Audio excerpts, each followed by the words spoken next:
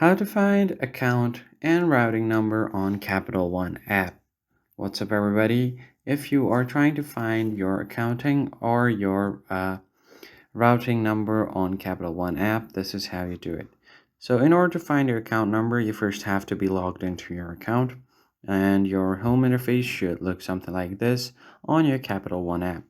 Now, on the top, you'll find something called Cap Bill and Pay. All you have to do is just tap on it, and on the cap bill pay option, here you have different tools like pay bills, transfers, deposit, log card, and many more. And under that, you have the view all section. You can just go ahead and tap on the view all menu to further bring out other menu sections.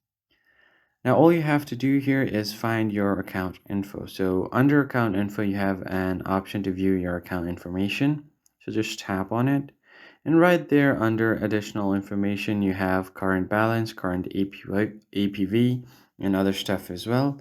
And right above that under account info, you have your account number as well as your routing number. And that is how you can easily find your account and routing number on Capital One app. If this was helpful to you, hit the like button below and subscribe, and I'll catch you guys on the next one.